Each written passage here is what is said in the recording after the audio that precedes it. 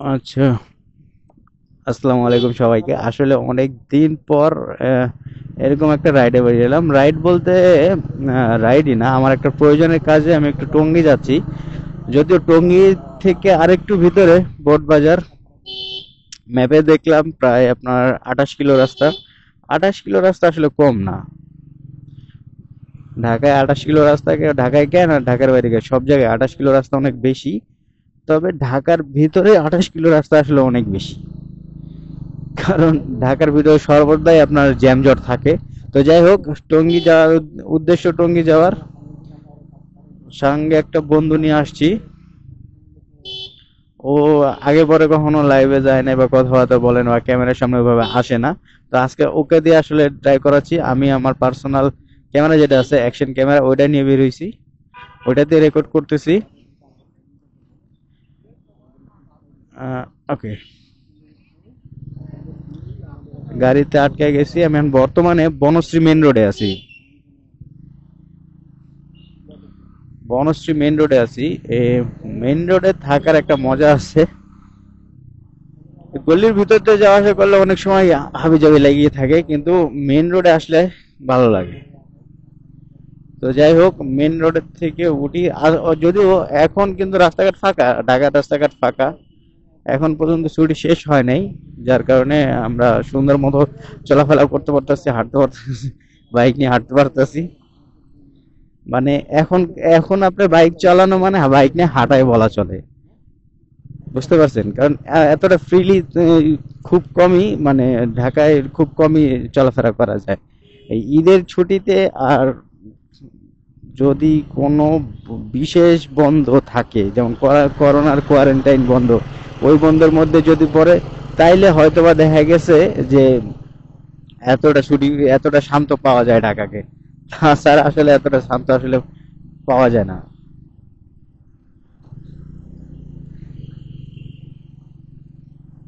তো যাই হোক, আমি তো রওনা দিচ্ছি, ব্যাপার না বিষয়টা। আমি চললাম। আমরা বর্তমানে আছি রামপুর আব্বা ব্রিজের রোডে।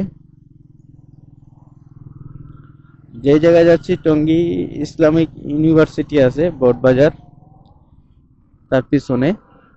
যে আমার বন্ধুর আমার বন্ধুর বাড়িতে যাচ্ছি। বলছে যাইতে সময় লাগবে বেশি না, 40-45 মিনিট লাগবে। তো ইসলামিক 40-45 মিনিট। আহ, আমার ক্যামেরায় ক্যাপচার করা সহজ, কোনো প্যারা হবে না আশা করি।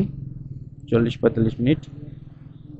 মূল যে বিষয়টা, ক্যামেরায় ভিডিও করা হয় না এর একটা কারণ হলো, ক্যামেরায় ভিডিও করাটা আমাদের জন্য অনেক প্যারা। আমি যে ক্যামেরাটা কিনছি এটার আসলে ওয়াইড অ্যাঙ্গেলটা এত বড় যে ক্যামেরায়, মানে ফোনে তো এটা নেয় না, পিসিতেও নিলেও ঝামেলা করে।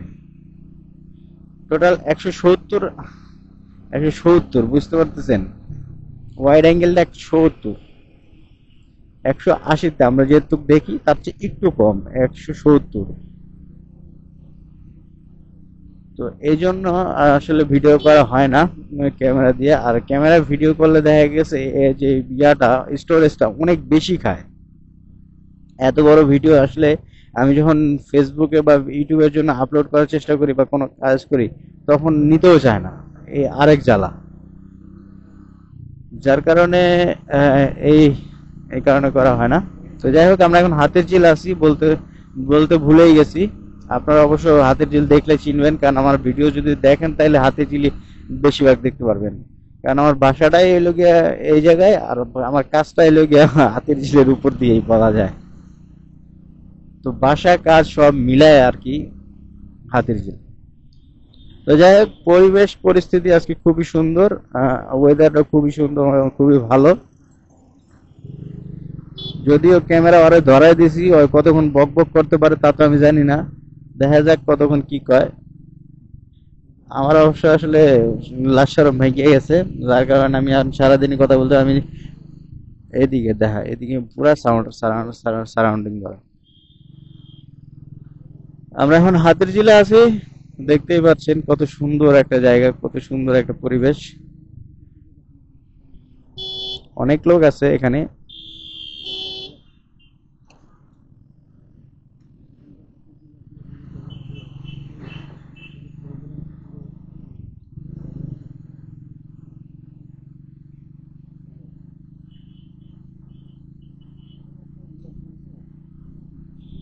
কিছু মনে করবেন না, আমি মাঝে মধ্যে আসলে প্রকৃতি, ফুল, গাছ গোছ এগুলো দেখতে দেখতে না অফ হয়ে যায়, যার কারণে অনেক সময় আপনাদের সঙ্গে কথা বলা হয় না।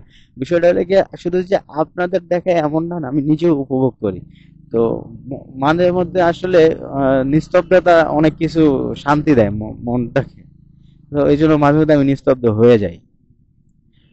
তো এই জন্য প্রথমেই ক্ষমা প্রার্থী, কারণ মাঝে মধ্যে আমি চুপচাপ হয়ে যাই।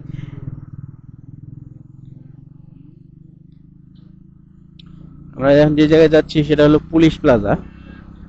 এটা আসলে পুলিশদের তহবিল থেকে করা। এখন কতটা পুলিশদের সৎ তহবিল না দুঃসৎ তহবিল তা তো আমি বলতে পারলাম না।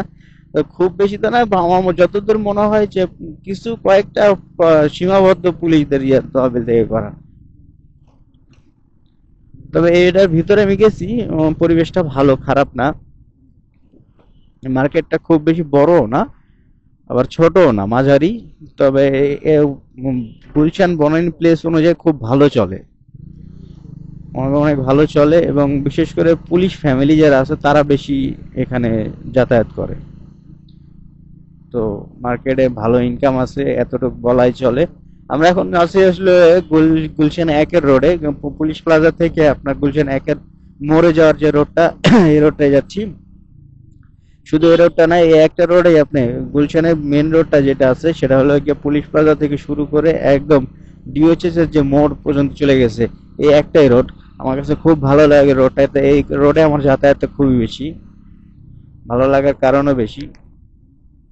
আমি অনেক বেশি যাতায়াত করি এখানে, আমার কাছে ভালো লাগে। বিশেষ করে সামনে একটা গ্লাস হাউস আছে, ওই গ্লাস হাউসটা, এটা আর আর্কিটেকচারটা বা ডিজাইনটা আমার কাছে খুব সুন্দর লাগে। আহ, হয়তো বা দেখানো হচ্ছে না আপনাদেরকে, আমি চেষ্টা করতেছি ধরার, ধরতে পারছি। এখন যেটাতে আছে সেটা হলো, আমরা যখনই এই ইয়াটা যাই, আমি যখন এই জায়গায় আসি, আমার কাছে বারবার মনে হয় যে আমি কোনো ফরেন কান্ট্রিতে আছে আর কি, এতটুকু। খুব বেশি যে পরিষ্কার এতটা বলবো না, ওই ব্যানার তার তুর লাইগাই আছে, কিন্তু তারপরও মানে বাংলাদেশের প্রেক্ষাপটে এই জায়গাটা দুই সাইডে বড় বড় বিল্ডিং আর ভিতরে মাঝখানে ফাঁকা একটা জায়গা। তো এই জায়গাটা আমার কাছে খুব সুন্দর লাগে, বিশেষ করে গুলশানের এই জায়গাটা আর কি, এই 1 থেকে 2 পর্যন্ত যাওয়ার পথে। যেহেতু সত্যি বলতে ওই একের আগে কিছু যে জায়গা আছে ওই জায়গাটা এতটা বেশি সুন্দর না, যেমন এই ভিউটা অনেক বেশি সুন্দর, দুই পাশে সুন্দর সুন্দর আর্কিটেকচার বিল্ডিং, প্লাস বিশাল বড় বড় বিল্ডিং আসলে, ওই নর্মালি ছোটখাটো কোনো বিল্ডিং না, আর প্রত্যেকটাই আসলে অফিস, কর্পোরেট অফিস, যার কারণে এটা আসলে অফিস এরিয়াই বলা চলে। এখানে সকালে আর বিকালে অফিস টাইম গুলোতে খুব বেশি বাইকের চাপ থাকে যাত্রী আনাগোনার জন্য, আমার কাজ আর কি। এর বাদে মাঝারি মাঝ সময়গুলোতে খুব বেশি চাপ থাকে না, যার কারণে আমরা যখনই রাইডাররা যখন আসি আসলে, তখন চেষ্টা করি সকাল আপনার 8টা থেকে 10টা 11টা পর্যন্ত, আর বিকালে 3টার পর থেকে 4টা 5টা 6টা পর্যন্ত, এই এই সময়টুকুই আমরা অফিস আওয়ার বা ওয়ার্কআউট হিসাবে গণ্য করি। এই হলো কাহিনী। রাস্তাঘাট ফাঁকা, যাইতে মজা লাগতেছে, নামতেও মজা লাগতেছে। আর সত্যি কথা বলতে, শুধু আমার না, প্রত্যেকটা বাইকারের রাস্তা ফাঁকা থাকলে খুব আনন্দ থাকে আসলে।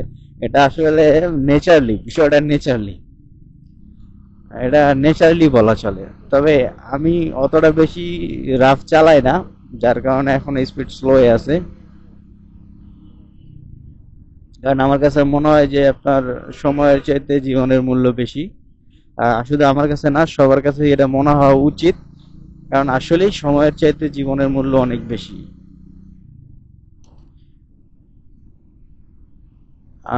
আপনার এই ছোট্ট একটা দুর্ঘটনা যদি ঘটেই যায়, একটা ছোট দুর্ঘটনা ঘটেই গেল, আপনার হাত নাই আটকানোর, কিন্তু এই ঘটনাটা আপনারা চাইলে হয়তো বা সাবধানতার খাতিরে এড়িয়ে যেতে পারতেন, কিন্তু সাময়িক সুখের জন্য মনে করেন যে আপনি একটা দুর্ঘটনা ঘটিয়ে ফেললেন, তাহলে তারপরে যে একটা আক্ষেপ থাকে সারা জীবন, ওই আক্ষেপটা আপনি মিটাইতে পারবেন না।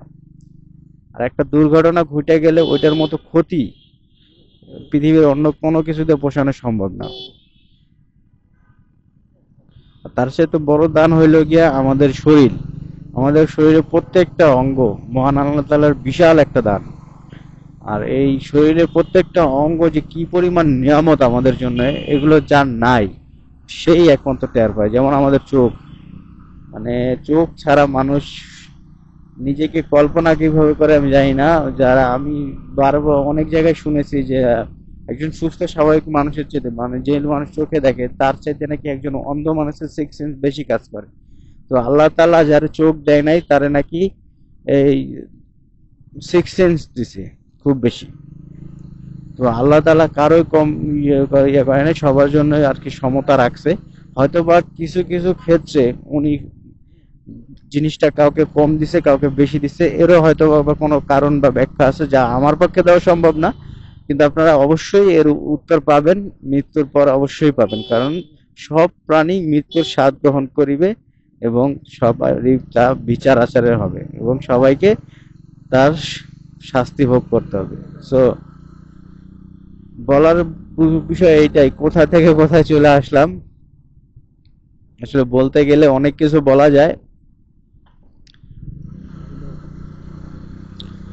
ওইদিকে জানি না, আমি অত বেশি জানি না, কিন্তু যতটুকু বুঝি ইসলামে যা বলা আছে, শান্তিপ্রিয় কথাবার্তা বলা আছে। আপনারা শান্তি কথাগুলোকে শান্তিপ্রিয় ভাবে নেন, উস্কানিমূলক ভাবে নিয়েন না কেউ। কারণ একটা কথার বিভিন্ন মতলব হতে পারে, বিভিন্ন টোনে বিভিন্ন রকম শব্দ শোনায়। যে কোনো একটা শব্দ আপনি বিভিন্ন টোনে বিভিন্ন রকম শোনায়।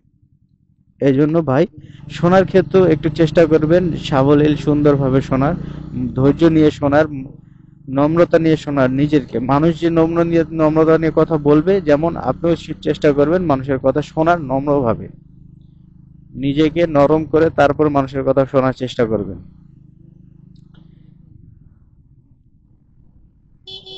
আর আমি মনে করি একটা মানুষের সবচেয়ে বড় ইবাদত আরেকটা মানুষকে বোঝার চেষ্টা করা, আরেকটা মানুষকে সাহায্য করা।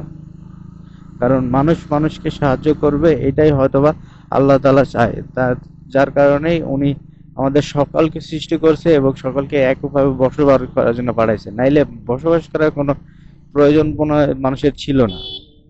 আমরা আমাদের ভিতর যত ধৈর্য রাখবো, যত শান্ত শিষ্ট থাকবো, দেখা গেছে করব। এটা হলো বনানী কবরস্থান, কবরস্থানটা অনেক বড়। বনানী কবরস্থান, কবরস্থানটা অনেক বড়।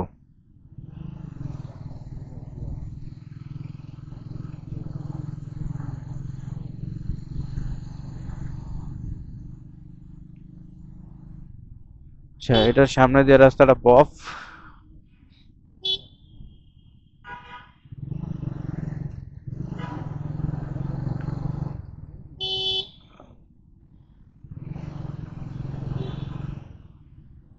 একটু লাউডলি কথা কও।